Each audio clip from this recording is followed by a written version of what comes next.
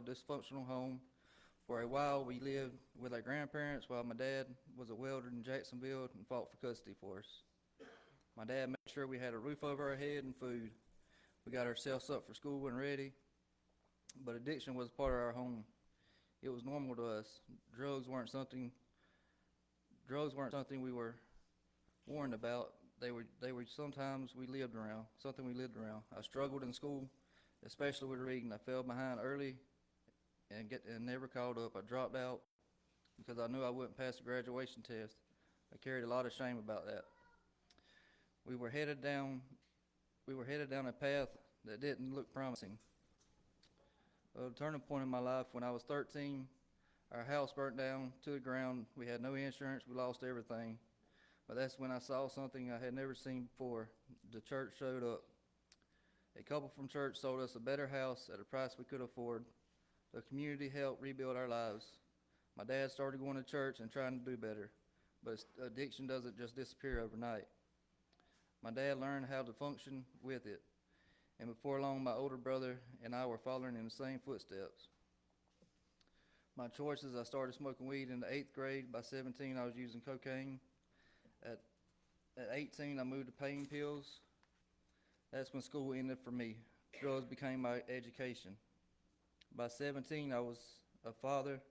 I was a skilled craftsman. I could build almost anything, but I couldn't build a stable life. I was talented, I was capable, and I was likable, but I was lost.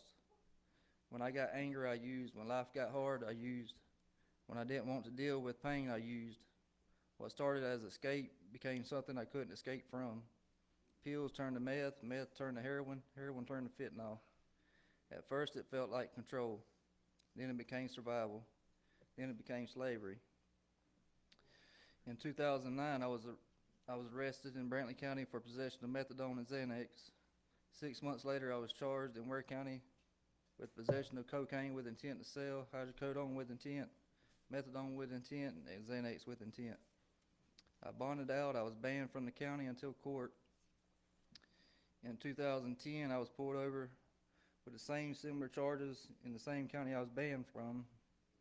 I went to jail for 19 months. 4 days into the sentence, I was charged with sales to an undercover agent. You would think that would have been enough. It wasn't. In 2012, I got out and stayed sober for about 11 months, reporting to DRC Center. In 2013, I relapsed and stayed in the program for almost 6 years. My time kept restarting because I couldn't stay clean long enough to finish.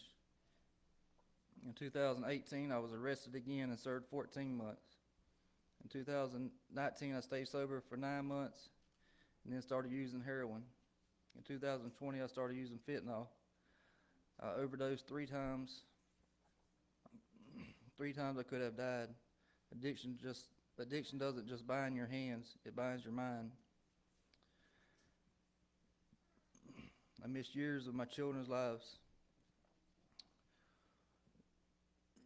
My oldest son lost his mother to a fentanyl overdose. There was nights I didn't know if I would wake up.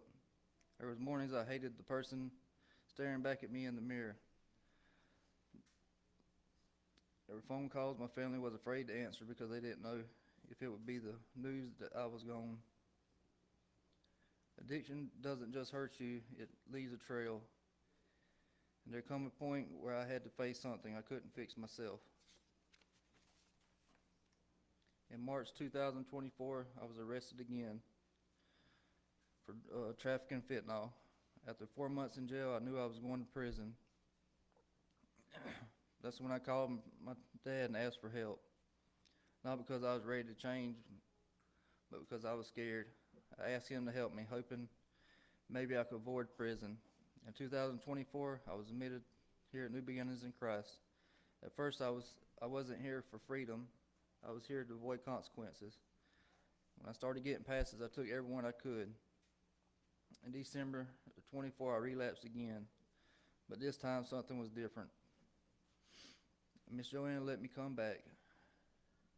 She fed me, she loved me, she gave me another chance when I didn't deserve it. I detoxed for a week, and on February 13, 2025, I sincerely cried out to the Lord. and gave him my life.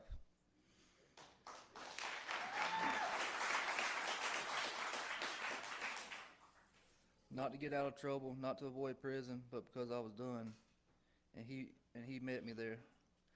I've been sober almost 14 months.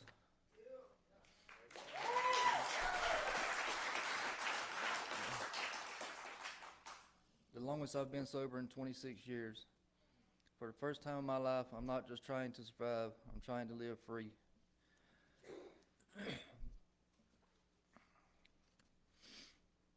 I learned to read in jail in my 30s, the thing that embarrassed me my whole life.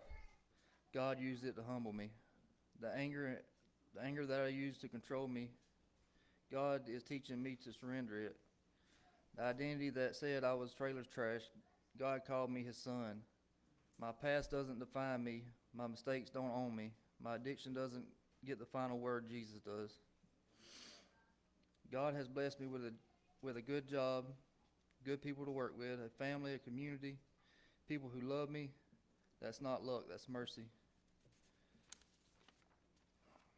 If you're sitting here thinking you're gone too far, if you think your family history has sealed your fate, if you think addiction is stronger than you, you're right. It is stronger than you, but it's not stronger than God. If he can save me, he can save anyone.